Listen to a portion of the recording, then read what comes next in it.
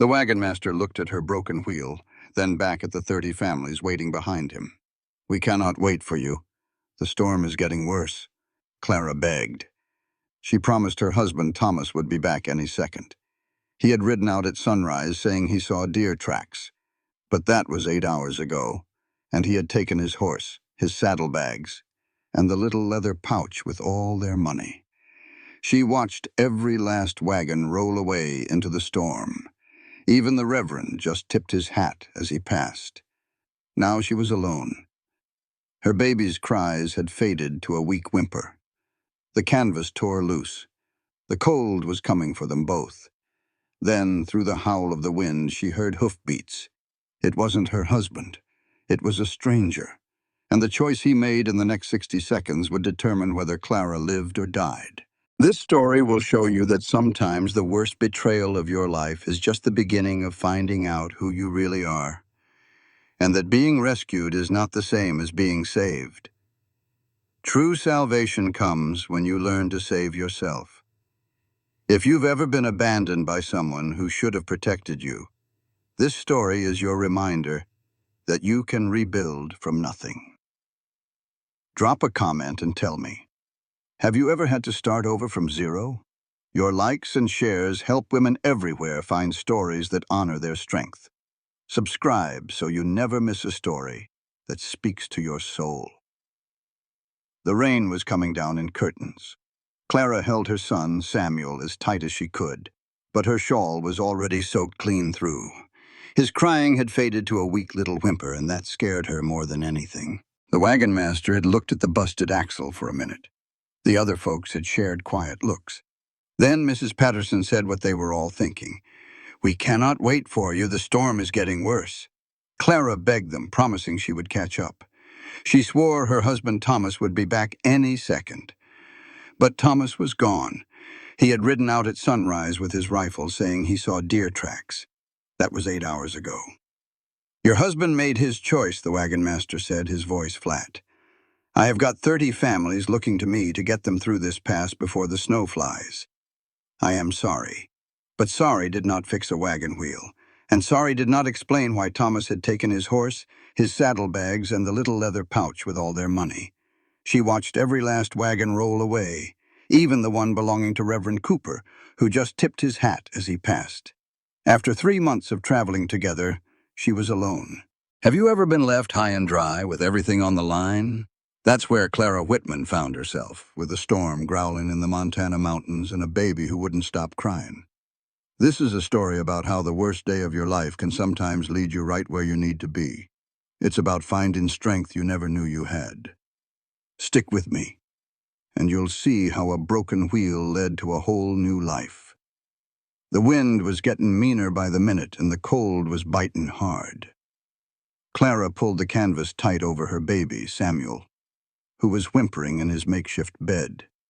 Every blanket they owned was in that wagon bed, but the damp was creeping in anyway.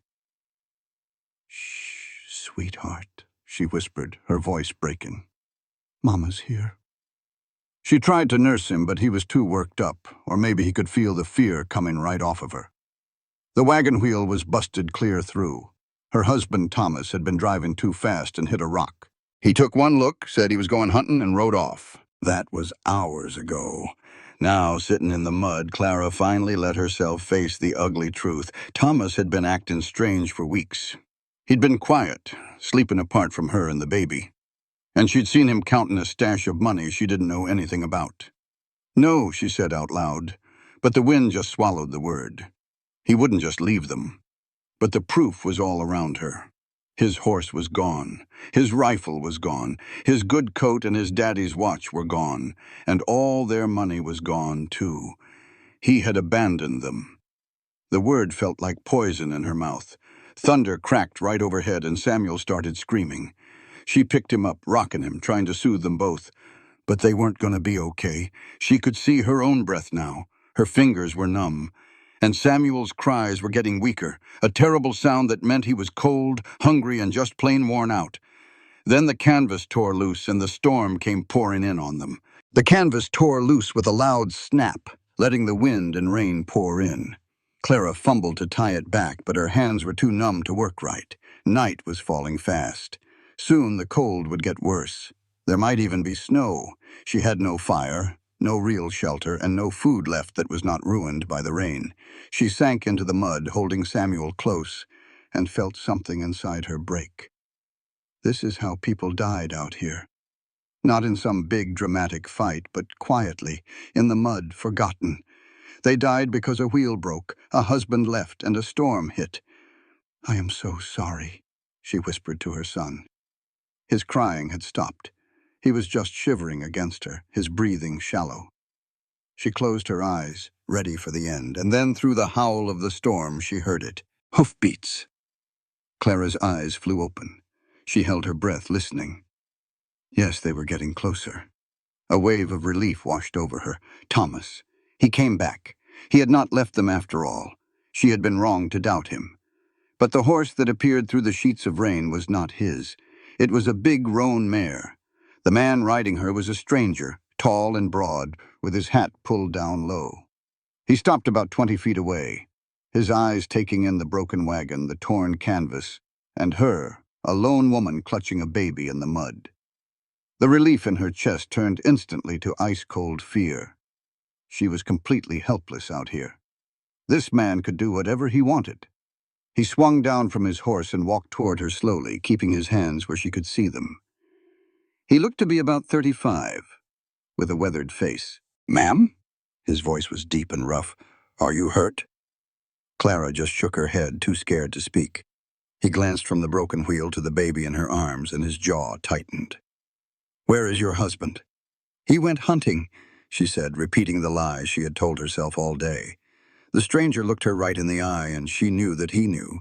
He knew her husband was not coming back. But he did not say a word about it. "This storm is going to kill you," he said plainly. "Both of you. Do you understand?" Clara nodded. "My ranch is about 2 miles north of here," he said. "You can stay there until the storm passes." "I cannot leave my things," she said, knowing how foolish it sounded. "Your things will not do you any good if you are dead." He was already grabbing their blankets and Samuel's clothes, tying them onto his saddle. "Can you ride?" "Yes, but the baby—" "You will hold him," he said, "and I will hold you. The horse can carry us." He stepped toward her, and she flinched back. He stopped right where he was and held up his hands. "Ma'am, I know you have no reason on earth to trust me, but that baby's lips are turning blue. You're shaking so bad you can barely stand. We go now, or we don't go at all." Clara looked down at her baby. His little face was pale and his breathing was way too fast. He'd stopped shivering, and a cold dread filled her. She knew that was a bad sign. She looked at the stranger, at his worn coat and muddy boots. She saw the rifle on his saddle and the hard set of his jaw. But his eyes weren't mean. They just saw things for what they were. "Okay," she whispered. He lifted her onto his horse like she weighed nothing. Then he handed Samuel up to her and swung up behind them, his arms coming around to hold the reins. "Hold on tight," he yelled over the wind. The horse started moving. Clara felt so small, tucked between this stranger and the storm. His body blocked the worst of the wind, but the rain still stung her face. She had no earthly idea if this man was saving her or leading her to something worse. "What's your name?" she shouted. "Caleb Hart.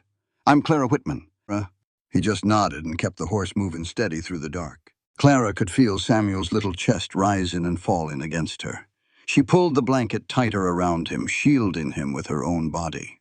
Time just seemed to melt away. All she knew was the rocking of the horse, the endless rain, and the strange comfort of being held by a man she didn't know. Then, like a prayer being answered, she saw a light. A low, solid-looking house appeared out of the blackness, with a warm glow coming from the windows. Caleb steered the horse right into a barn, and suddenly they were out of the wind. The air inside smelled of hay and animals, and it was blessedly dry. He swung down, then carefully lifted her and Samuel to the ground. "House is connected through that door," he said, pointing. "Get inside and get dry." I'll see to the horse." Clara just stood there for a second, with Samuel feeling like a lead weight in her arms. "Go on," Caleb said, his voice a little softer now. "Fire's still going. Get that baby warm. I'll be in directly." He turned away to unsaddle his horse, and Clara stumbled toward the door. The door led to a little mudroom and then right into a kitchen. It was a simple room, but it was clean, and a cast-iron stove was throwing off the most wonderful heat. Clara went straight to it and laid Samuel down on the table. With shaken hands, she peeled off his wet clothes. His skin was so cold. She wrapped him in the driest blanket she had, pulled a chair right up next to the stove, and held him close to the warmth. "Come on, baby boy," she pleaded. "Warm up for your mama." Ever so slowly, a little pink color started creeping back into his cheeks. His breathing got easier. He opened his eyes and looked right at her, making a small, questioning sound. "That's it," Clara sobbed, tears of relief running down her face. "That's my boy." She was still sitting there, rocking her son, when Caleb came inside.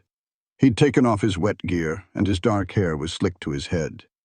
He took one look at them and gave a single nod. "Baby's looking better." "Yes," she choked out. "Thank you," choked out.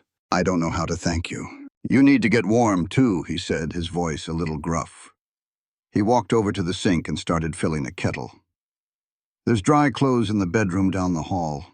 First door. They'll be too big on you, but they're dry." He set the kettle on the stove to heat up. "I'll make some coffee." Clara looked down at her own muddy, soaked dress. She was still shivering, but she couldn't imagine letting go of Samuel. "I'll watch him," Caleb said, as if reading her mind. "He'll be just fine right here by the fire. Go on." It was his no-nonsense way of talking that made her move. She knew he was right. She was no good to her baby if she got sick. The bedroom was plain, with just a bed and a dresser. She found a flannel shirt and some canvas pants that smelled clean, like soap and sunshine. She changed out of her wet things and put on the borrowed clothes. They were huge on her, but they were soft and warm. When she went back to the kitchen, Caleb was holding Samuel, wrapped up tight and held carefully near the stove. The sight of this hard-looking stranger holding her baby so gently just stopped her right in her tracks. Now getting left for dead in a Montana storm is about as low as it gets. But that's where Clara found herself, clutching her baby boy, Samuel, with a stranger staring at her across a kitchen table. This story is about hitting rock bottom and finding out who you really are. It's a reminder that sometimes the toughest folks are the ones who show the most kindness. So stick around to see what happens when hope is all you have left. Caleb looked into his coffee cup, not at her. "Reckon that wagon train pulled out on you," he said. It wasn't a question. "Yes," Clara's voice was tight.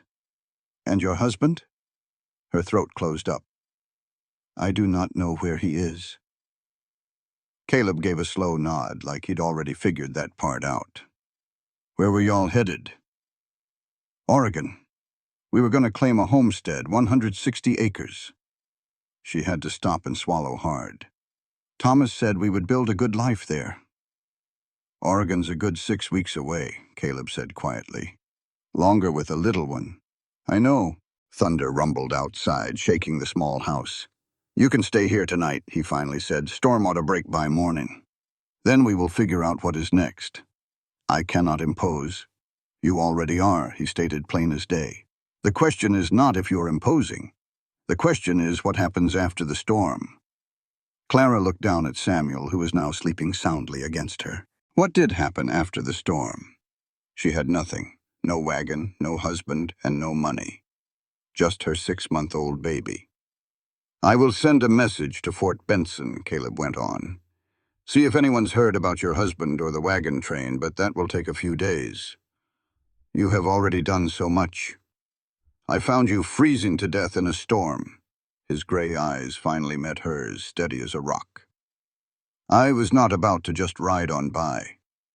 But now you are here, and that means we deal with what is real, not what is polite." Clara found herself nodding. His straightforward honesty was strangely comforting. "What is real," she said, her voice shaky, "is that my husband left us. He took everything we had and ran." Caleb took a long swallow of his hot coffee. "Well, that is a start. Knowing the truth is a damn sight better than lying to yourself." He stood up to refill his cup. "You should get some sleep. Take the bedroom. I will bunk down in the barn." "I cannot take your bed." "Yes, you can." "You." He was already heading for the door. "The baby needs a proper rest, and so do you. We will talk more when you are not half frozen and worn out." He was right. She was so tired she could hardly keep her eyes open. "Mr. Hart?" she called out just as he reached the door. He turned. "Why did you help us?" Caleb stood there for a long moment, his hand resting on the doorframe. "Because somebody had to." And then he was gone. Clara sat alone in the quiet kitchen with her sleeping son, listening to the wind and rain. She sipped the strong coffee, feeling the warmth spread through her. The small house felt solid, with its pine walls and a roof that did not leak. Outside was nothing but darkness. Her old life was out there somewhere, disappearing under the mud.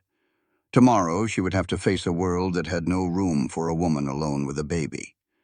But for tonight, she was warm. Samuel was safe. And a stranger named Caleb Hart had ridden into a deadly storm just because somebody had to. Clara carried her son to the bedroom. She laid him in the middle of the big bed and tucked blankets all around him. Then she lay down beside him, her hand on his tiny chest, feeling him breathe. The storm raged on. But inside that little room, for the first time since her husband had ridden away, Clara Whitman closed her eyes and slept. She dreamed of being left behind, of watching the world move on without her. But when she woke in the middle of the night to Samuel's cry, the room was still warm. Through a small crack in the shutters, she could see the rain had stopped. Dawn was on its way, bringing with it whatever came next. The sun struggled through the gray clouds the next morning. Clara woke up to Samuel fussing, wrapped in quilts that smelled of pine soap and smoke. For a second, she forgot where she was. Then the whole awful truth came rushing back. The storm, the betrayal, the quiet stranger. She carefully sat up and carried her son toward the smell of coffee and frying bacon. Caleb stood with his back to her at the stove, handling a cast-iron skillet like he had done it 1,000 times. He had changed into dry clothes, a faded blue work shirt with the sleeves rolled up. He glanced over his shoulder as she came in. "Coffee is hot. Bacon is almost ready." "You did not have to. Had to eat anyway." He cracked 3 eggs into the skillet. "Did the baby sleep all right?" "Yes, better than I thought he would." The kitchen looked different in the daylight. It was simple, but everything was clean and in its place. Caleb put the food on the table and sat across from her. He ate without a word, focused on his plate. Clara tried to eat with one hand, but Samuel was getting heavy. "I can hold him," Caleb offered quietly. Clara hesitated for just a moment before passing her son across the table. Caleb took him with a steady hand, settling the baby against his chest as he finished his meal. Samuel just stared up at the stranger's weathered face, perfectly calm. "Do you have children?" Clara asked, then wished she could take the words back. It felt too personal. "No." His jaw tightened just a bit. "I had a wife once. She passed before we got that far. I'm sorry." He just shrugged. "That was 10 years ago, a long time." They finished breakfast in silence. When she reached for the plates to wash them, Caleb shook his head. "Leave them. I need to check on something." He walked to the window, still holding Samuel, and his face grew grim. "Storm did more damage than I thought." Clara looked over his shoulder. In the gray morning light, she could see it all. Part of the corral fence was busted, the rails scattered like firewood. The chicken coop door was hanging by one hinge. I have to fix that fence before nightfall, Caleb said, handing Samuel back to her. The chickens are probably scattered all over, and my horses will get out if I do not. Can I help? He gave her a long, steady look. You know anything about mending a fence? I can learn, she said, shifting Samuel on her hip. I will not be a burden, Mr. Hart. If I'm staying here, I need to earn it. Something in his expression changed. It was not quite a smile, but it was close. Call me Caleb. And if you are serious, there is plenty of work to do, but the baby, I can wear him in a sling. Caleb nodded slowly. All right, then. Get him situated and meet me out at the barn. And wear those work clothes I gave you. A dress will not do you any good out here. He left before she could answer. Clara made a sling from a piece of cloth and settled Samuel snugly against her chest. The borrowed pants and shirt felt strange, but they were practical. She pulled on her boots, which had dried by the stove, and headed outside. The air was cold and clean. Mud pulled at her boots as she crossed the yard to the barn. Caleb was already there, loading tools into a wheelbarrow. First thing is to round up the chickens, he said without looking up. They probably hid from the storm. Look under the porch, in here, anywhere you can think of. Get them back in the coop, and I will fix the door after I'm done with the fence. It was an order, not a request, so Clara just nodded and got to work. She found the first hen huddled behind a rain barrel, looking wet and miserable. She moved slowly, remembering how her grandma used to handle chickens. The bird squawked, but did not run. Clara scooped it up and carried it back to the broken coop. She found 8 chickens in all. A few were in the barn, and a couple were huddled under the porch, just like Caleb said they'd be. By the time she was done, Samuel had fallen fast asleep against her, and her arms were all scratched up. She found Caleb out by the corral, already knee-deep in mud, fighting to get a fence post set back upright. I found 8, she called out. Is that all of them? Had 12 before the storm, he grunted, pushing the post into place. Could be worse. The others might wander back, or they might be coyote food by now. Nothing to do about it either way. Clara watched him work. He moved with a purpose, packing mud and rocks around the post like he'd done it 1,000 times before. There wasn't a single wasted motion. What can I do to help, she asked. Hand me the rails when I call for 'em. For the next 2 hours, they worked without much talk. Caleb would set a post, and she would drag the heavy wooden rails over to him. The sun finally broke through the clouds, feeling warm on Clara's back. Her arms ached and her hands were getting blisters, but she kept working. For the first time in a long time, she wasn't thinking about Thomas or being afraid. She was just getting the job done, her pants to her knees. Still, the work had a rhythm that settled her soul. You're short 4 rails, she said when they paused, and one of your posts is cracked clean through. It'll need replacing. Caleb gave her a look that was part surprise and part something else. You were counting them? She almost smiled. You asked me to. He nodded. Come on, I'll show you where the lumber is. We can cut new rails this afternoon. Back in the barn, her legs heavy as stone, Caleb pointed to a stack of seasoned pine and oak. Rails gotta be 7 feet, he said, pulling out a tape. I'll cut you sand. We don't want the horses getting splinters.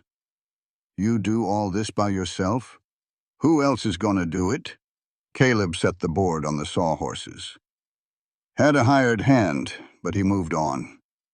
This little ranch don't pay enough to keep help. She learned his place was 140 acres, with 30 head of cattle and 6 horses. He said it was enough to live on, but not enough to get rich. Clara took the sandpaper and got to work. She started sanding a finished rail. But it's all yours, she said. It's mine, he answered without looking up. Homesteaded it 11 years ago. Built the house, then the barn. Lost half my cattle one bad winter, and learned a hard lesson. They worked while the sun climbed high in the sky.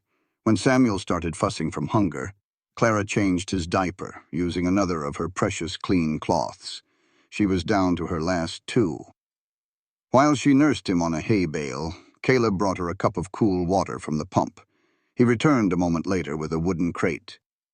"Old shirts," he said gruffly. "Too worn out to mend. You can cut 'em up for the baby." Clara's throat felt tight. "That's very kind of you." "It's practical," he said, setting the crate down. "Can't have you running out of diapers. Scissors are in the kitchen, in the drawer to the left of the sink."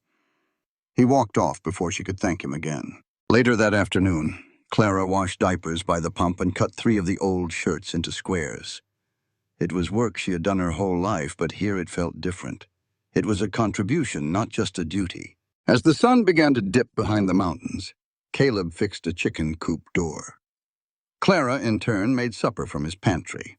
They had salt pork, beans, and fresh cornbread. It was simple food, but it was hot and filling. They ate at the small kitchen table while Samuel slept soundly on Caleb's bed. The silence between them wasn't awkward anymore. It was comfortable, earned from a long day of working side by side. "I reckon I should head into town tomorrow," Caleb finally said. "Need to send a telegram to Fort Benson. Ask about your wagon train and your husband." Clara's stomach twisted into a knot. "How far is town?" "Ridgeway, it's about 8 miles.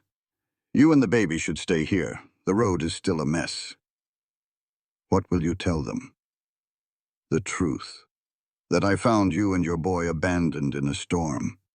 That you're waiting for word." His gray eyes met hers. "Unless there's another story you want me to tell." "No," she said, taking a breath. "The truth is fine. How long until we hear back?" "A week, maybe. Depends on if they can find the wagon train." He paused. "Have you thought about what you'll do if the news ain't good?" "Every single minute," she said, her voice steadier than she felt. "But I don't have any answers yet." Caleb nodded. "Fair enough." He was gone before the sun came up, leaving a pot of coffee on the stove. A note on the table in rough handwriting said, "Back by supper. Don't go near the bull in the south pasture." She smiled a little at that. She spent the morning making herself useful, washing their clothes and scrubbing the kitchen floor. Samuel watched her from his nest of quilts, happy as could be. In the afternoon, just as she was thinking about washing the windows, she heard the sound of horses. It was more than one, and they were coming fast. Her heart leaped into her throat. She scooped up Samuel and peeked out the window. 3 riders were making for the house. It was not Caleb. These men looked like they'd been on the trail for a while. They pulled up in the yard, their eyes scanning the property. The oldest, a man about 50 with a graying beard, swung down from his horse. "Hello, the house," he called out. Clara's hand trembled as she opened the door just a crack, using her body to block the view inside. "Can I help you?" The man's eyes widened a bit when he saw her and the baby. "We're looking for Caleb Hart. Is this his place?" "He's not here," she said. "Are you his wife?" The man's tone was friendly, but his 2 companions had spread out, almost cornering her. "I'm a guest," Clara said, lifting her chin. "Mr. Hart should be back this evening." "A guest?" The man looked at the others. "Is that a fact? You got a name, ma'am?" "Mrs. Whitman." "Well, Mrs. Whitman, my name's Jim Toiver. I own a ranch about 15 miles west of here. These are my boys, Ben and Charlie." It all sounded reasonable, but the way they stood, with their hands resting near their pistols, made her skin crawl. "I'm sorry, I haven't seen any cattle. I only arrived 2 days ago." "From where?" one of the sons asked. "That's none of your concern," Clara said, keeping her voice even. Jim Toiver's smile never faded, but his eyes turned hard as river stones. "Now, ma'am, no need for that. We're just being neighborly. I've told you what I know. Mr. Hart is not here. Now I need you to leave." "Awful protective for a place that ain't yours," the other son, Charlie, sneered. "Are you sure Hart even knows you're here?" "Mr. Hart saved my life and my son's," Clara said, her face flushing with anger. "I am waiting here for news about my husband. That is all you need to know." "Does your husband know where to find you?" Jim Toiver took a step toward her. Clara tried to shut the door. "You need to leave right now." "Hold on there." Toiver slapped his hand flat against the door, stopping it cold. Then a new voice cut through the air, sharp and steady as ice. "Take your hand off my door." Everyone turned. Caleb was sitting on his horse at the edge of the yard. He had his rifle laid across his saddle, pointed right at them. None of them had heard him ride up. Jim Toiver slowly pulled his hand back. "Caleb, didn't see you there." "Clearly," Caleb said, his voice flat. "What are you doing at my house, Jim?" "Just asking about some lost cattle. I haven't seen 'em. Now you can go." "Your guest here was just telling us about her husband," Jim said with a sly grin. "Seems like none of your business," Caleb replied. "Mrs. Whitman is under my protection. That's all you need to know. Now get off my land." The sons looked to their father, their hands still hovering near their guns. The air was thick and still. Then Jim Toiver let out a humorless smile that showed his stained teeth. "Sure, Caleb. No harm done." He climbed back onto his horse. "But you might want to think about how things look. A woman all alone out here. A baby with no daddy around. Folks get to talking." "Let 'em," Caleb said. The rifle never wavered. "Leave." The Toivers rode away slowly, making a show of it. Caleb waited until they were completely out of sight before he finally lowered his rifle and dismounted. Clara realized she was shaking all over. Samuel had started to cry. Caleb walked onto the porch, his face like carved granite. "You all right?" "Yes," she whispered. "They just asked questions, but—" "Jim Toiver has been trying to buy this place for 5 years," Caleb said, his jaw tight. "Offers half of what it's worth. Last year he tried to steal my water rights. The man causes trouble just by breathing. Do you think he'll be back?" "Not like that, he won't," Caleb said, holding the door open for her. "He won't come back here again." Her knees felt like they might give out. Caleb came in behind her, shutting the door with a solid thud and propping his rifle near the frame. "I am so sorry," Clara whispered. "I never should have opened that door." "You did just fine," he said. "You did not tell them a thing, and you kept yourself safe." He moved over to the stove and gave the fire a few quick pokes. But he was right about one thing. Folks are gonna talk. A knot formed in Clara's chest. "I can go. If me being here is gonna cause you trouble." "And where would you go?" Caleb turned, his face set like stone. "You have no money, no husband, and no wagon. Winter will be here in 6 weeks. Where in the world do you think you can go?" "I do not know," her voice cracked. "But I will not be the reason you lose this ranch." Caleb just stared at her for a long second. Then his shoulders sagged a bit. "You are not going to make me lose my ranch. Jim Toiver's been trying that for years. Having a woman and a baby here changes nothing. He's just trying to scare you. He wants you to think you are a burden. Do not let him." 3 days, she thought. That is how long she had before the truth came down on her.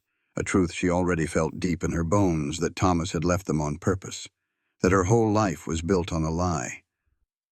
"I meant what I said," she told Caleb quietly. "I will earn my keep while I am here." "Never figured you would be a layabout," he said.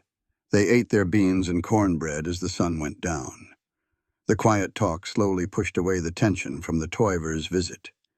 After the dishes were done and Samuel was sleeping, Clara stood by the window looking at the mountains turning to shadows.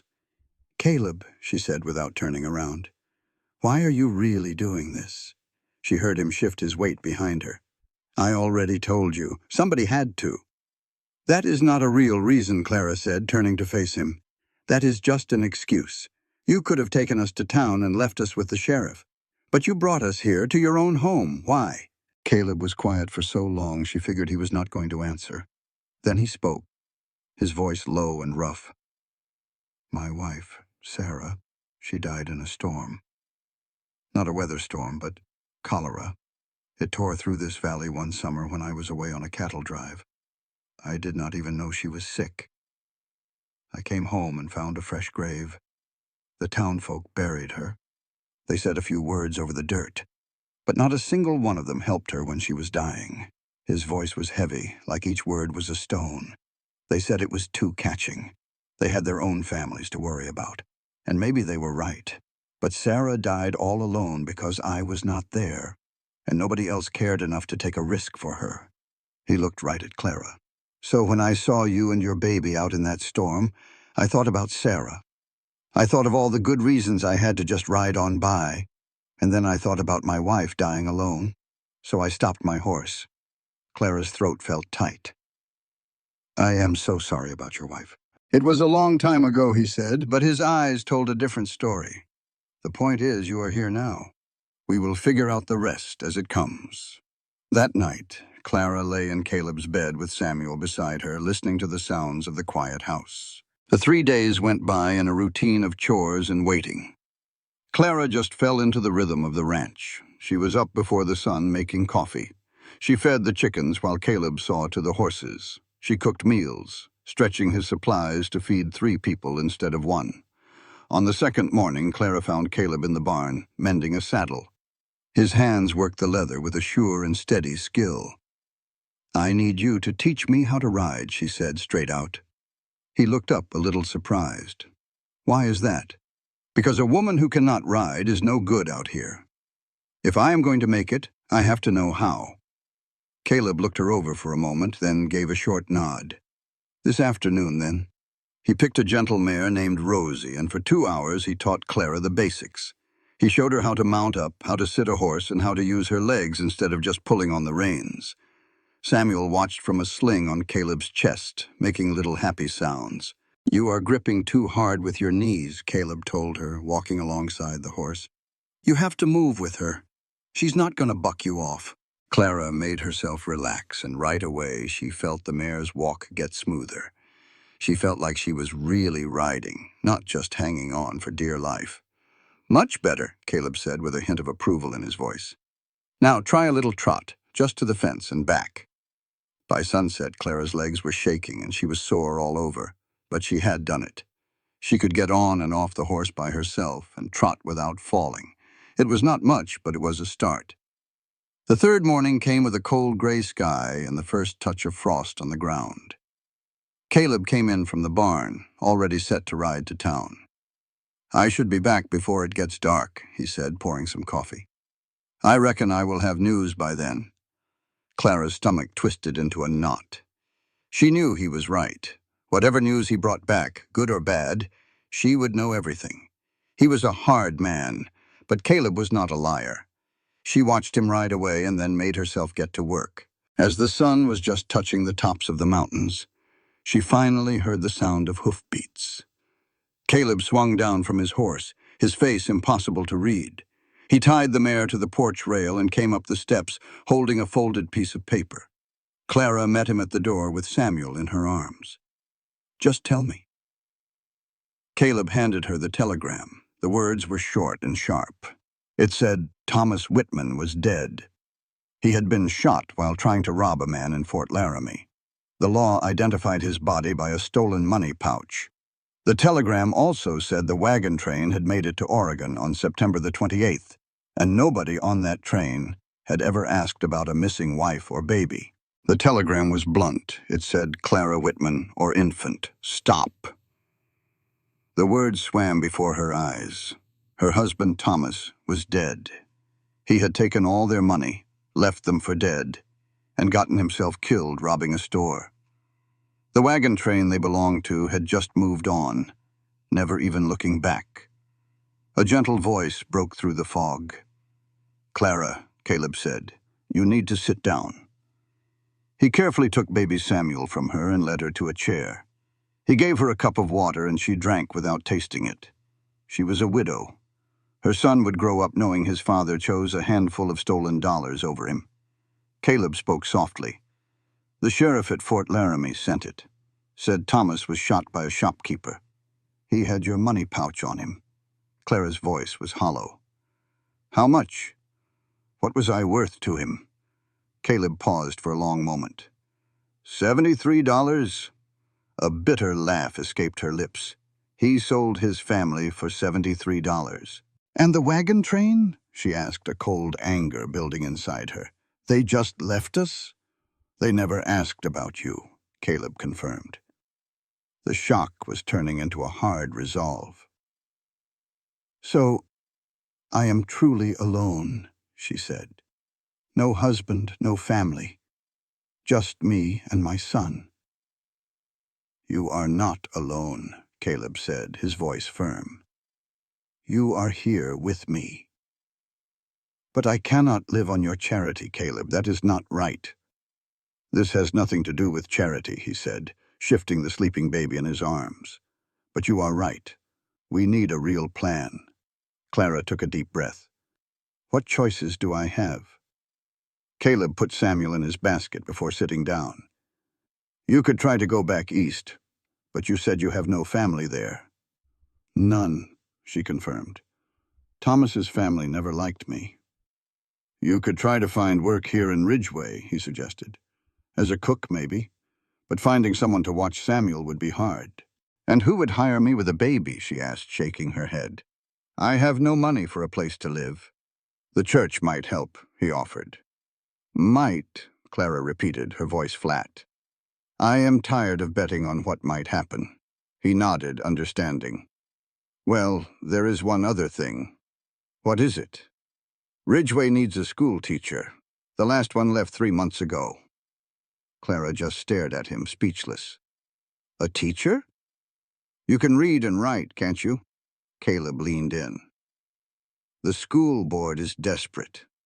Winter is coming, and they have 20 children with no teacher. They might not mind the baby if you can do the job."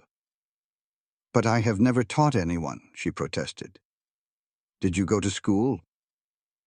"Through the 8th grade," she said. "Then you know more than most folks in this valley," Caleb stated plainly. "The pay is not much, maybe $30 a month, but it comes with a room. It would be your own, earned with your own hands." The idea was terrifying and thrilling, a real job, independence. "They will never hire me," she said, "a woman alone with a baby." "You are a widow," Caleb corrected her. "Your husband died serving his country." Clara's eyes went wide. "That is a lie." "Is it?" he asked. "Thomas died at Fort Laramie. That is a military fort. The telegram does not say how he died."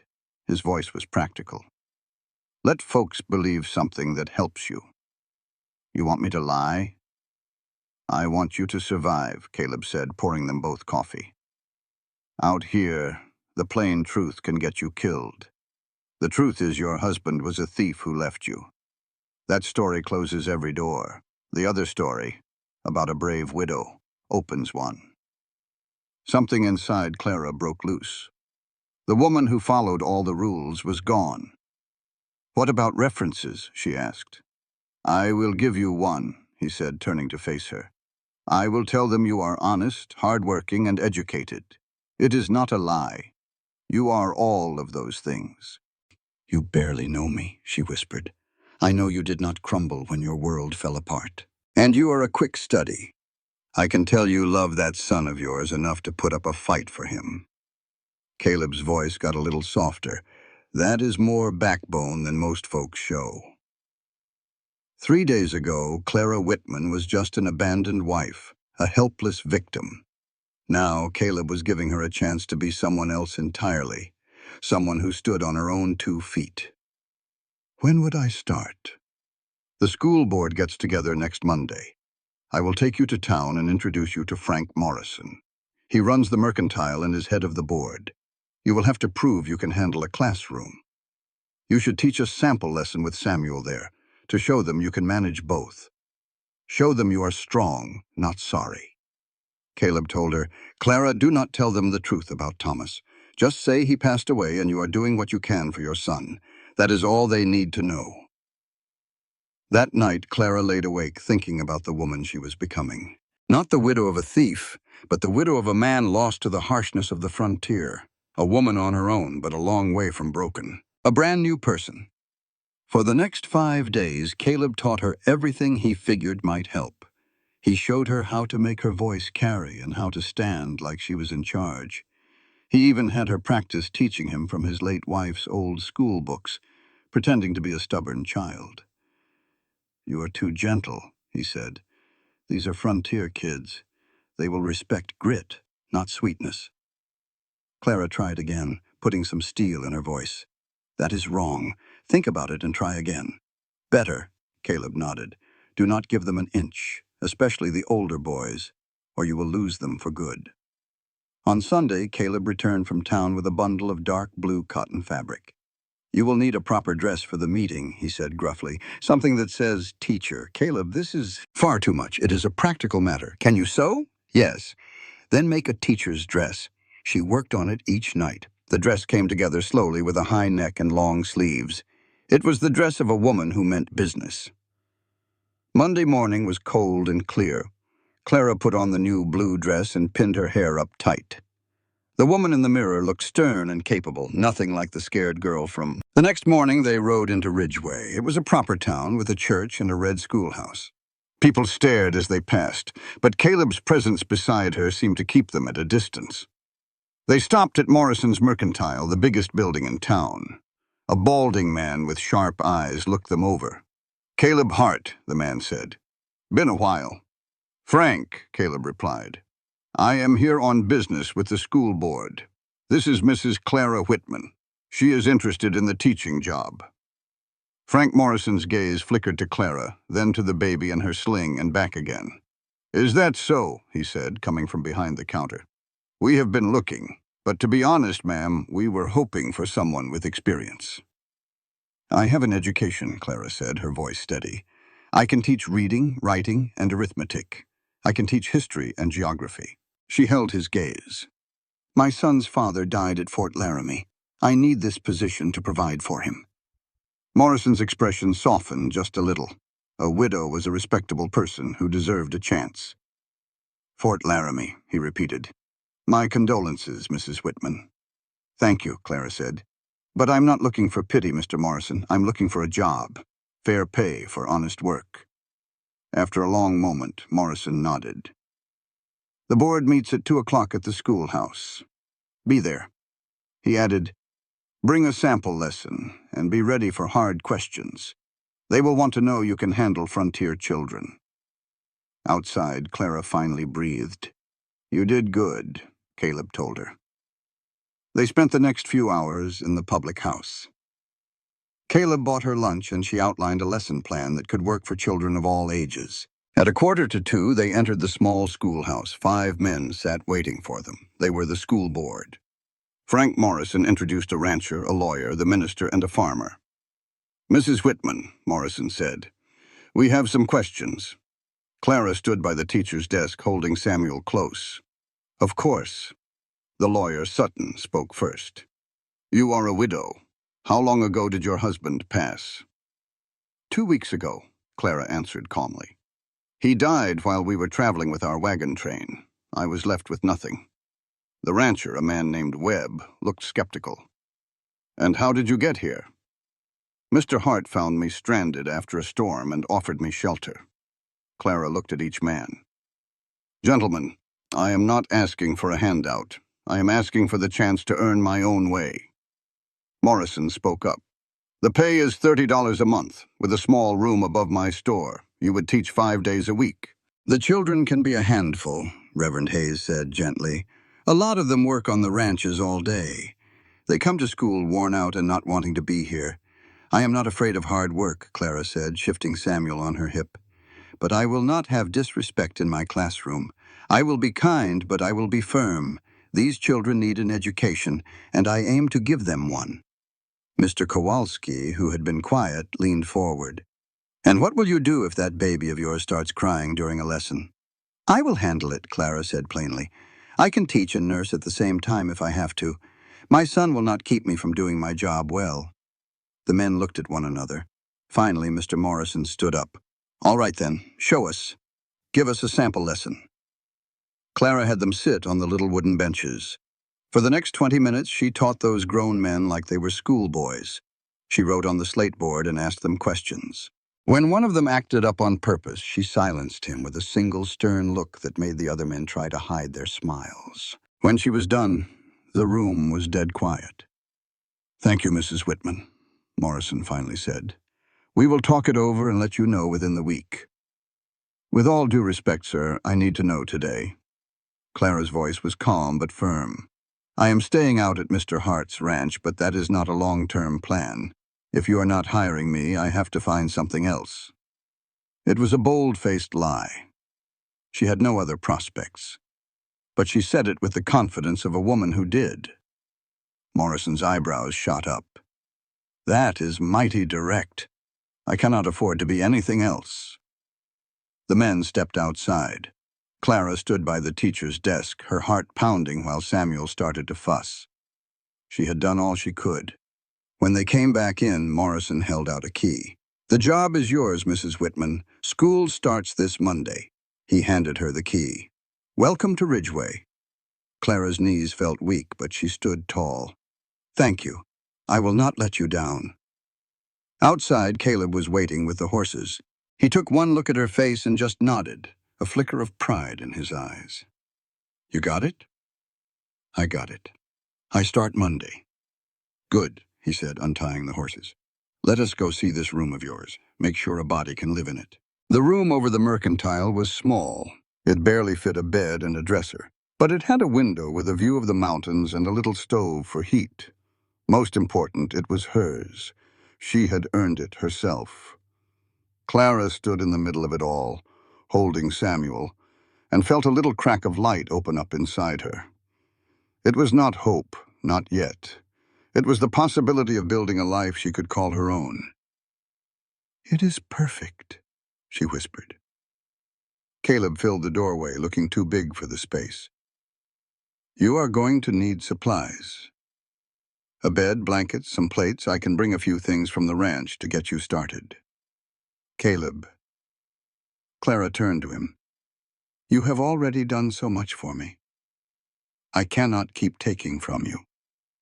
You are not taking, I am offering, he said in his rough voice. And before you argue, just ask yourself what you would do. If you could help someone get on their feet, would you not do it? Clara thought about the woman she was just 2 weeks ago, lost and alone. That woman knew better than to turn down an honest offer of help. Yes, she finally said, I would, thank you. They rode back to the ranch as the sun went down. For the first time in a long while, Clara let herself think about the future. She would teach the town's children and save her pay. She would raise Samuel to be a good, strong man. She would build her own life, one piece at a time. It was not the life she had planned with Thomas, but maybe it would be better. Later that night, she helped Caleb pack a blanket, some dishes, and a coffee pot. They worked without needing to talk much. She realized she had come to trust this quiet man and his steady, honest ways. I will move into town on Friday, she said, folding the blanket. That gives me the weekend to get settled. Makes sense, Caleb said, adding a cast-iron pan to the pile. I will take you in the wagon. Help you get those things upstairs. You do not have to do that, Clara. He looked right at her. I know, but I am going to. You have to stop fighting every bit of kindness like it is an attack. She felt her face get warm. I just do not want to be a burden. You are not. You... He stopped, searching for the words. You are a reminder that there is still some good left in this world, that helping folks matters. So let me help, for my sake. All right, she whispered, for your sake. Friday arrived. Clara packed her few belongings. Leaving the ranch felt strange. It had been a safe harbor, and Caleb's quiet company had been a comfort. The wagon ride into town was quiet. Caleb carried everything up the steep stairs while Clara got Samuel settled. By late afternoon, the little room started to feel like a home. The bed was made and the stove was ready for morning. Caleb stood in the doorway one last time, holding his hat. If you need anything, you send for me. Do not wait. I will not. And Caleb... Clara walked over and took his hand for a moment. Thank you for everything. His hand was warm and rough. You were never a victim, Clara. You are a fighter. Do not you forget it. Then he was gone. She stood at the window and watched his wagon disappear. Just 2 weeks ago, she had nothing. Now she had a room, a job, and a future she was building with her own 2 hands. It was not the life she had imagined. But as she lit the lamp against the growing dark, she knew it was a life that was truly hers. As she lit the little stove for coffee, with baby Samuel making soft noises from his basket, Clara felt a sliver of peace. This quiet life was hers, bought and paid for with hard work. But that peace shattered before the sun came up. When Samuel cried, Clara woke with a jolt, the truth hitting her hard in the cold, dark room. She had bluffed her way into this job, telling the school board she was a teacher. She was nothing of the sort, just a widow, barely 23, with a baby to feed and a role to play. But there was no time for fear. Samuel needed nursing and the fire needed lighting. She put on her plain blue dress, bundled up her son, and walked toward the empty schoolhouse, her stomach in knots. She got a fire going in the old pot-bellied stove and wrote the day's date on the slate board. The simple chore steadied her nerves. She could do this. It was just work after all. The first student to arrive was a little girl, maybe 6 years old. The girl, with her blonde braids and wary eyes, looked Clara over. "You're the new teacher?" she asked. "You don't look like one." Clara smiled. "I am, though. What's your name?" "Emma Kowalski. My pa's on the school board." "I remember. Well, hello, Emma. Pick a seat." Soon other children started to arrive, 18 in all. The younger ones were shy, but the 3 older boys, teenagers for sure, swaggered in last. They took the back row and watched her with doubtful eyes. At 8 o'clock, Clara stood before them. "Good morning. I am Mrs. Whitman. Let's get to know one another." She quickly learned their names. The youngest was 5-year-old Johnny Webb. The oldest was 15-year-old Marcus Toiver. She recognized the name, and a bad feeling settled in her gut. He was Jim Toiver's son, with the same mean look in his eyes. "All right," she said, turning to the board. "We'll begin with penmanship." For about an hour, things went well. The younger children copied their letters, and Samuel slept soundly against her chest. But then came the arithmetic lesson. "This is for babies," Marcus announced, loud enough for everyone to hear. "My pa says you don't know a thing about teaching." The room fell silent. Clara faced him, her voice steady.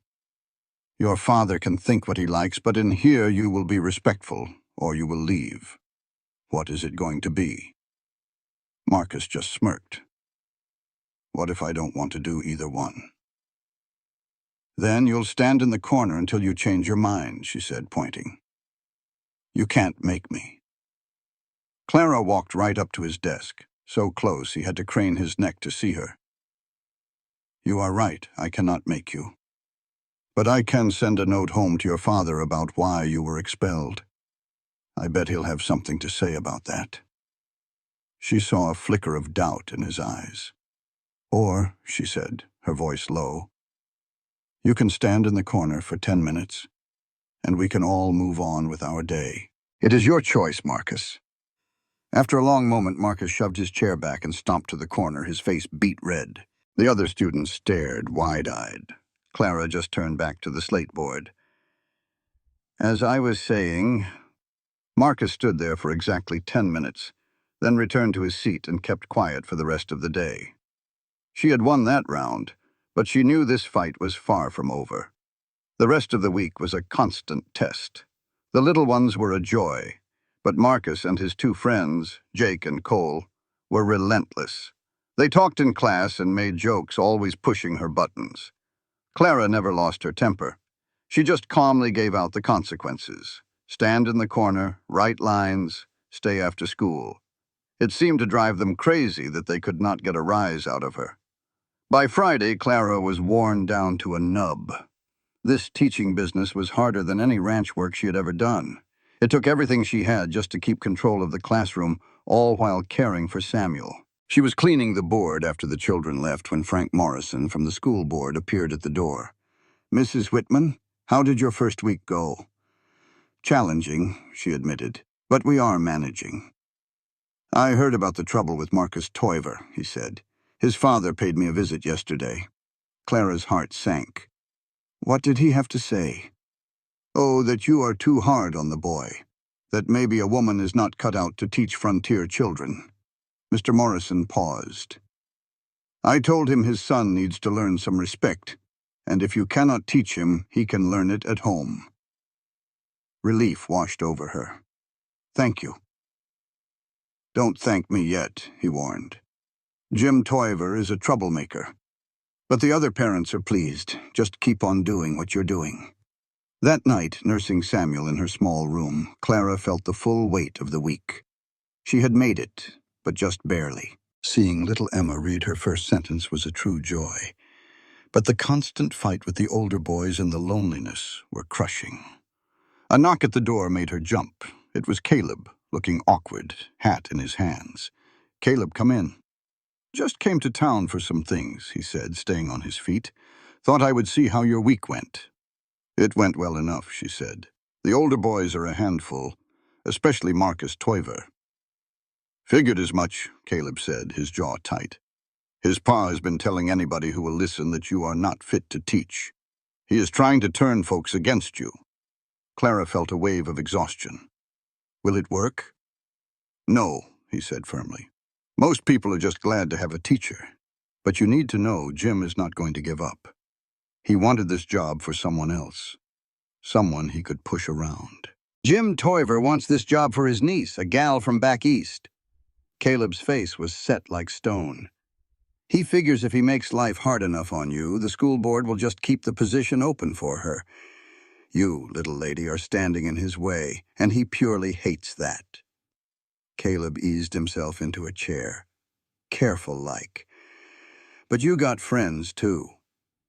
"Me, Frank Morrison, and a bunch of parents whose kids are finally learning something. Just do your work and keep your head low." Clara looked down at Samuel, sleeping sound after his meal. "I don't know how long I can last, Caleb. Today I had to teach fractions while nursing him under a shawl." The boys just snickered. "What am I supposed to do when he gets bigger? What happens when winter bites down hard and this room is colder than a tomb?" Her voice cracked. "What if I am not tough enough for all this?" Caleb sat quiet for a spell. Then his voice came out softer than she'd ever heard it.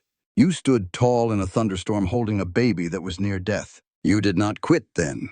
You learned to ride a horse in 3 days. You stared down a room full of frontier kids that have run off tougher teachers than you. You are strong enough, Clara. You just need to believe it." "I am scared," she whispered. "Good. Fear keeps a person sharp," he said, leaning forward. "But do not let it shrink you. You earned this post, and you are doing good work. Do not let Jim Toiver make you think otherwise." Clara dabbed at her eyes. "Thank you. I needed that." "I will stop by every week or so," he promised.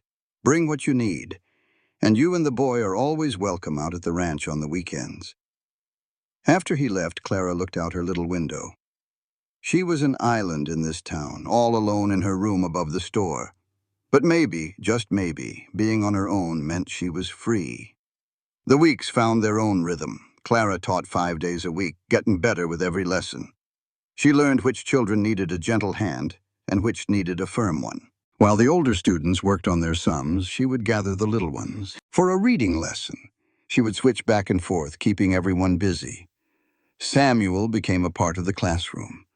The little children just loved him, and even some of the older boys started to soften up a bit. But Marcus Toiver was a constant thorn in her side.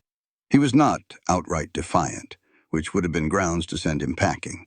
No, he was clever. He would drop his slate at just the wrong time, or ask silly questions to waste the precious minutes, always making trouble behind her back. 3 weeks in, Clara told him to stay after class. "Marcus, we need to have a talk." He slumped in his chair. "About what?" "Why do you dislike me so much?" The straight question seemed to throw him. "I do not." "Yes, you do, and I deserve to know the reason why." Clara sat on her desk with Samuel sleeping in his basket right beside her. "I have done nothing to you. So why do you try to ruin my lessons?" His jaw tightened up. "My pa says you are a liar, says you are no real widow. He thinks you ran away from your husband with some made-up story. He says women like you are—" He trailed off, his face turning red. "Women like me are what, Marcus? Nothing. Forget it." Clara took a slow breath. "Your father is mistaken about me. My husband passed, and I am raising my son by myself. But let's say your father was right. What does that have to do with my ability to teach you sums and letters?" Marcus looked away, fidgeting. "I do not know what you want from me." "I want you to learn," she said plainly. "I want you to walk out of this schoolhouse smarter than when you walked in. Everything else, what your father thinks, whether you like me or not, none of it matters as much as your education. Can you set all that aside and just learn?" The room was quiet for a long time. Finally, Marcus just shrugged. "I guess. So that is what we will do. You work on learning, and I will work on teaching. Is that a deal?" Another shrug. "Sure." It was a small step, but when Marcus came back on Monday, he was a little less trouble. The lessons were no longer a battle. Then October blew in, bringing the first real chill with it. Clara woke to see frost on the glass, and a cold dread filled her stomach. Winter was coming, and she was not ready. Her little stove was no match for the cold, and she only had 2 blankets for her and Samuel. That evening, another knock came at her door. It was Martha Hayes, the preacher's wife. "Mrs. Whitman, hope I am not disturbing you." "Not at all, please come in." Martha carried a big basket. "A few of us ladies thought you might need some things for the cold season." She started pulling out 2 heavy quilts, a warm shawl, new socks, and a beautiful hand-stitched blanket for the baby. Clara felt a lump form in her throat. "Mrs. Hayes, this is just too much." "Nonsense, dear. We look after our own here in Ridgeway, and whether you like it or not, you are one of us now." Martha's smile was kind. "My Lucy is in your class. She comes home every day just buzzing with everything she has learned. That is worth more than a few blankets." After Martha was gone, Clara sat among the gifts and wept, not from sadness, but from the sudden feeling that she was not as alone as she had believed. The town was watching her all right, but some were watching with kindness in their hearts. The following Sunday, more women approached her with gifts of preserves and offers to help with Samuel. But Jim Toiver and his wife were as cold as ever, cutting her dead in the street and whispering with others. The schoolhouse was its own hornet's nest of opinions. The ranchers wanted practical lessons, while the lawyer wanted the classics for his girls. Everyone had some advice on how to run her class and raise her son. One afternoon, while teaching history, Samuel began to cry. It was not a fussy cry, but a sharp scream of pain. She felt his forehead. He was burning with fever. "Class is dismissed for today," she announced, her voice tight with panic. "Older students, see that the little ones get home safe. Marcus, please bank the stove." She bolted out the door with Samuel wailing against her. By the time she got to her room, he was limp and barely conscious. She laid him down and tried to nurse him, but he refused. His breathing was quick and shallow, and his eyes had a terrifying, glassy look. She flew down the stairs to the store. "Mr. Morrison, I need the doctor. My son is terribly sick." Morrison saw the fear on her face and acted fast. "Doc Henderson is out at the Simmons place. I will send my boy to get him. You get upstairs and try to cool that baby down." Clara ran back, stripped Samuel down, and bathed him in cool water. His weak cries tore at her heart. She could not lose him, not now. The doctor, a gruff old man, arrived within the hour and checked Samuel over. "It is croup," he said finally. "Common for babies his age when the weather turns. The fever is high but not critical. Yet." "What should I do?" she asked. "Keep him cool and try to get fluids in him. Steam is good. Boil a pot of water on the stove and let him breathe in the vapor. Watch him like a hawk tonight. If his breathing gets worse or the fever climbs higher, you send for me right away. Most little ones pull through croup just fine, Mrs. Whitman." Clara barely slept that night. Little Samuel came down with a fever that spiked, and his breathing grew ragged and harsh. All she could do was hold him and pray to a God she was not sure she believed in anymore. "Just let him be all right, please." Near dawn, the door opened without a knock. Caleb walked in with blankets and a jar. "Morrison sent for me," he said quietly. "How is the boy?"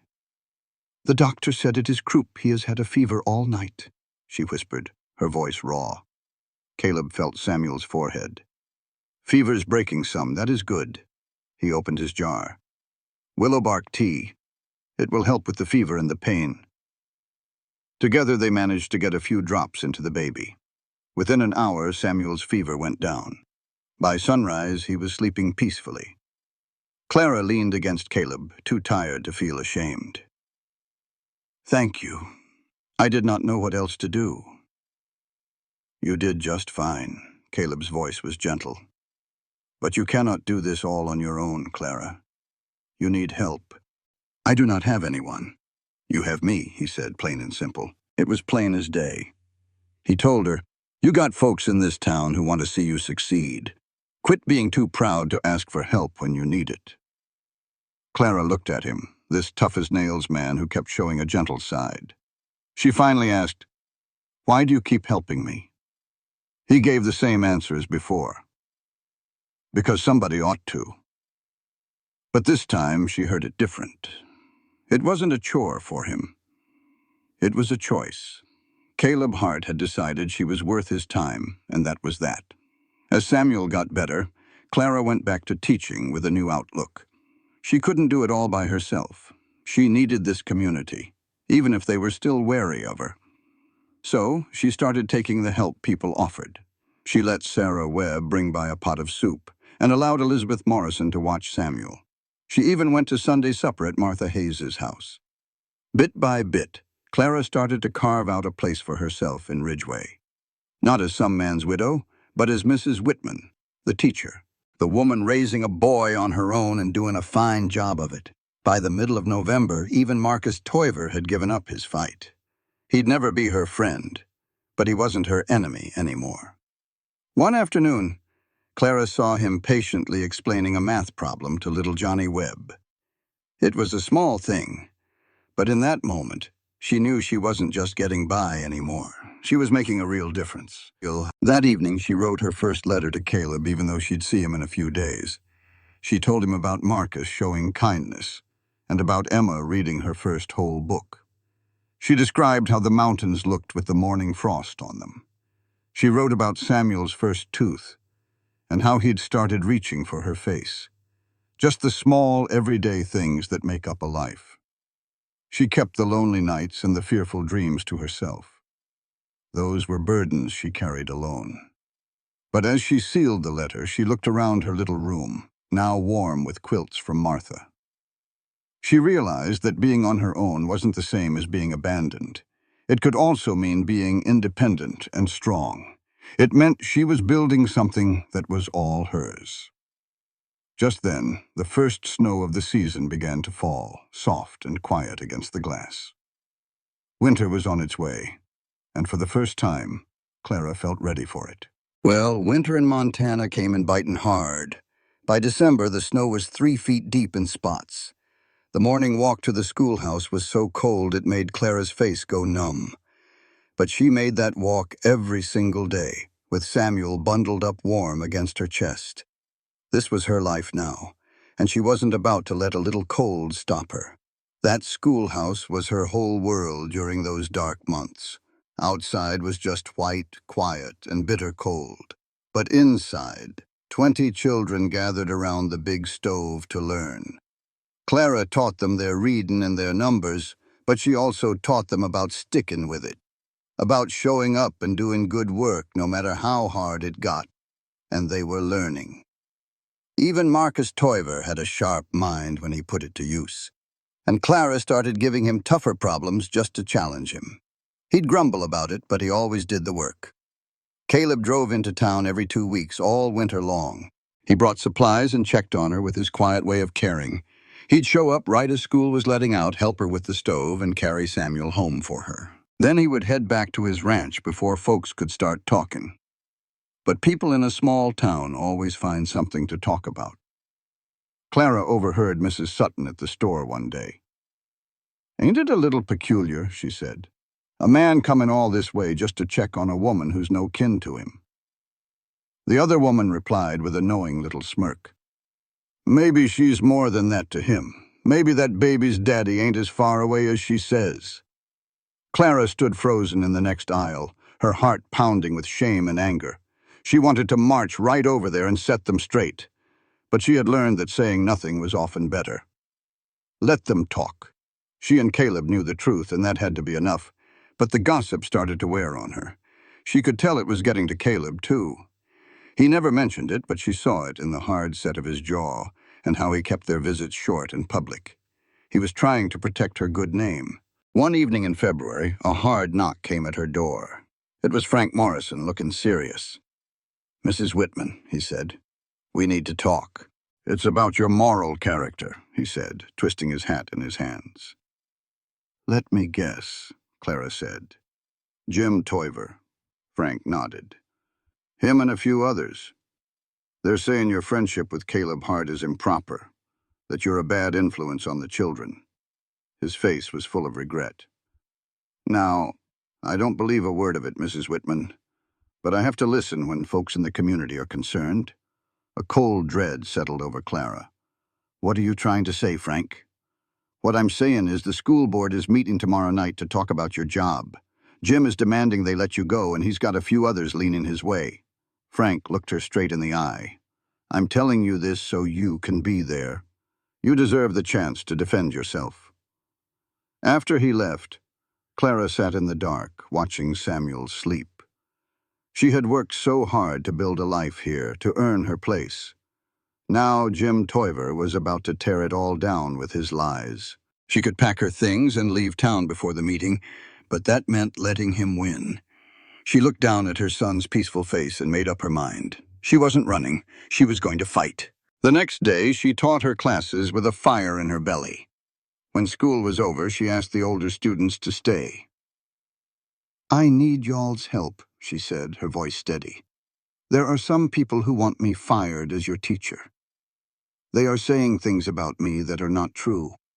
Tomorrow night, the school board will vote on whether I can stay." The students looked at each other, stunned. Marcus was the first to speak. "What are they saying?" "That my friendship with Mr. Hart is not proper," Clara explained. "That I'm not fit to teach you." She looked at their faces. "I can speak for myself, but it might help if the board heard from you, if they knew whether I've been a good teacher." There was a moment of silence. Then little Emma Kowalski stood up, looking fierce. "I'm going. You're the best teacher we've ever had." "Me too," said Robert Webb. "My pa needs to hear the truth." One by one, they all promised to be there. After a long moment, even Marcus gave a short nod. "I'll be there." The school board met in a back room at Morrison's store. Clara walked in early, holding Samuel, her heart pounding but her head held high. The 5 board members sat at a table, and Jim Toiver sat in the front row, smirking like a fox in a henhouse. What Jim wasn't counting on was the crowd that followed. Clara's students came, and they brought their parents with them. Martha Hayes took a seat right up front. Sarah Webb was there with her husband, and so was Elizabeth Morrison. Frank Morrison called the meeting to order. "We're here to discuss some concerns about Mrs. Whitman's job," he said. "Jim, you have the floor." Jim stood up, puffing out his chest. "I'll get straight to it," he said. "Mrs. Whitman has been carrying on with Caleb Hart. A single woman having a single man visit her rooms is a scandal, and it is a terrible example for our children." "Mr. Hart brings me supplies," Clara said, her voice calm. "He saved my life and my son's life. He has only ever been a proper friend." "Proper?" Jim sneered. "A man doesn't ride out of his way every week for friendship. And there are questions about that baby, too. Mighty convenient your husband died right before you showed up here with Caleb Hart, so eager to play the hero." Though her face was hot. "My husband passed at Fort Laramie. A telegram confirmed it. Mr. Hart simply helped me because I was near death in a blizzard. If you see something wrong in that, maybe you ought to take a hard look at your own soul, not his." A ripple of whispers went through the room. Jim's face turned a deep red. "I am not the one on trial here." "Neither am I," Clara cut in. "Or I should not be. I have taught your children with everything I have. My private life does not concern this school." "Your character is absolutely our concern," Jim fired back. "We will not have a woman of loose morals teaching our children." "Then let us ask them." Clara turned to the folks gathered there. "Let us ask the children what they have learned. Ask them if I have been a good teacher." Emma Kowalski stood up right away. Mrs. Whitman taught me how to truly read, not just say the words. I can read entire books by myself now. Robert Webb was next. She is always fair. Even when Marcus was acting up, she gave him more chances than he deserved. One after another, students stood, telling stories of lessons that finally made sense and of actually wanting to come to school. Even parents started to speak up, talking about children excited to learn and grades getting better. Then Marcus Toiver stood up. The room fell dead silent. "My pa thinks Mrs. Whitman is a bad teacher," Marcus said, slow and steady. "But my pa is wrong." He looked straight at his father, whose face was turning purple. "She is tough on us, but she is fair. She makes us use our heads instead of just remembering facts. She treats us like we are smart. That is what a good teacher does." Jim Toiver just about exploded. "Boy, you sit down now." "Let the boy speak," Mr. Morrison said with a firm voice. "He is a student here. He has a right to be heard." Marcus went on, his voice getting stronger. "And about Mr. Hart? I have seen them. Nothing improper ever happened. He drops off supplies for us and then he leaves. That is all. Anyone who says otherwise is telling a tall tale." "Are you calling me a liar?" Jim was halfway out of his chair. "I am saying you are mistaken, sir." Marcus held his father's angry stare and did not back down. "Mrs. Whitman is a good teacher. We need to keep her."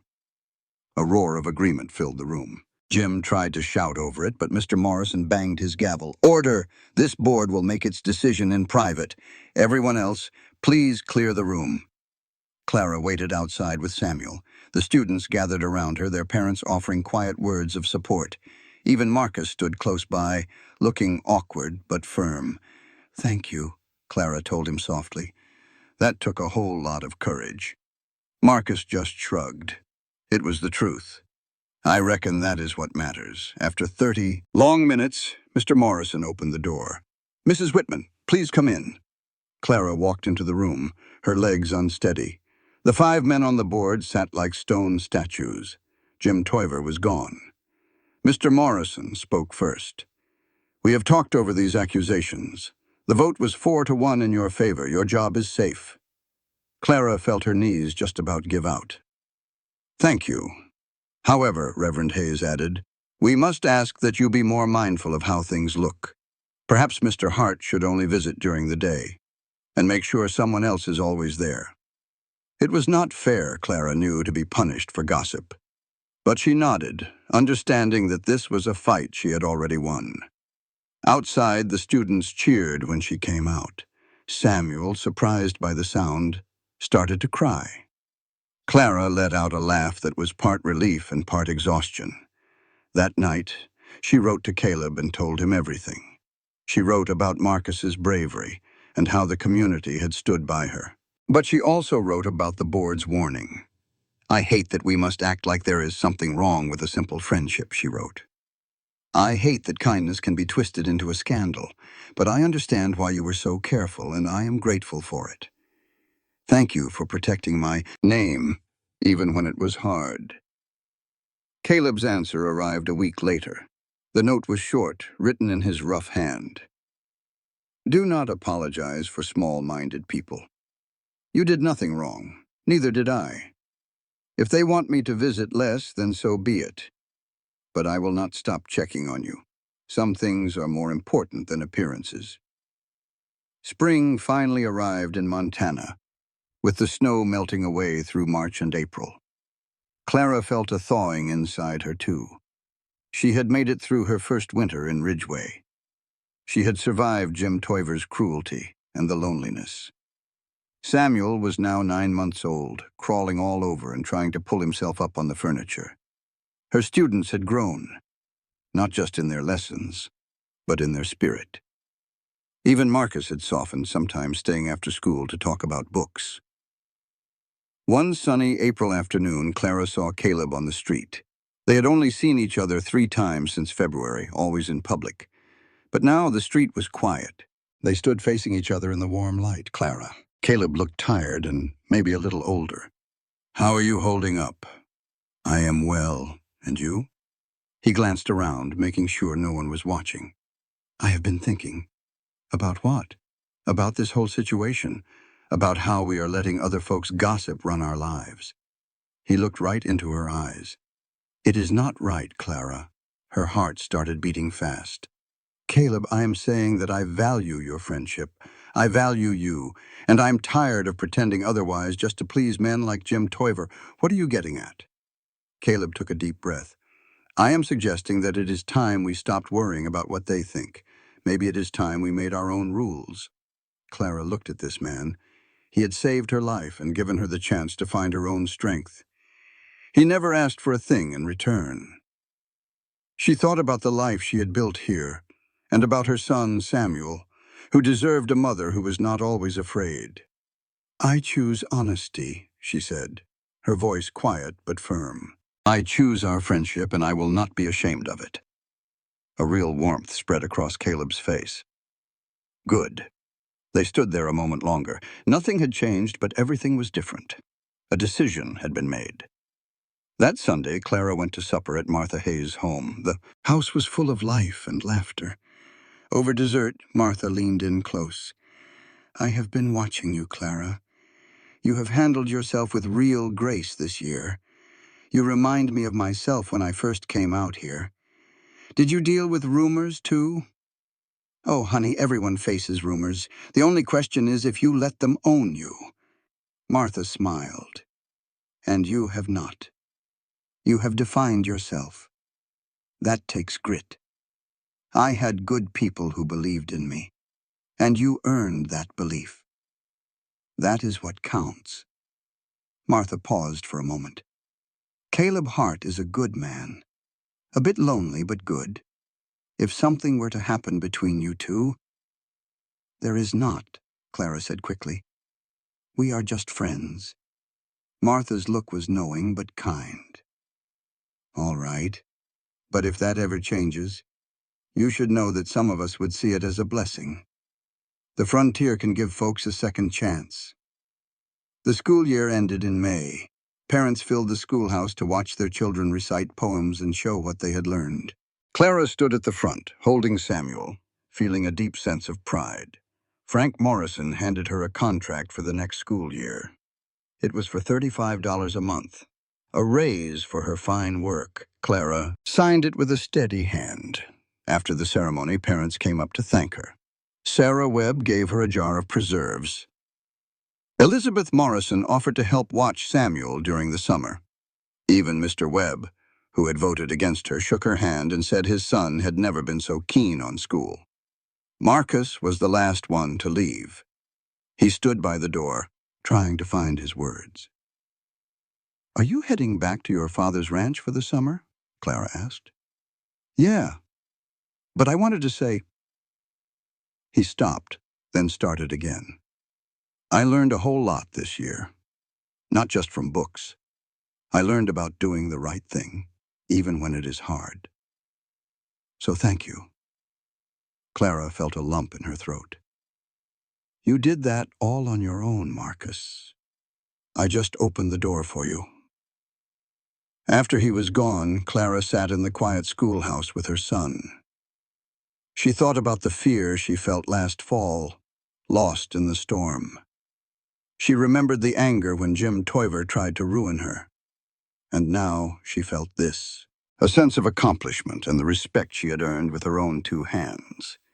She was not the same woman who had married Thomas Whitman waiting to be rescued. This woman, the one who had faced down storms and scandal, believed in herself. Caleb came to town. The school board approved the plan for Clara to spend her summer at Caleb's ranch. It made good sense. She would earn her room and board by helping out, which meant she could save her money. Young Samuel would have plenty of room to roam, and she could learn a thing or two about ranch life.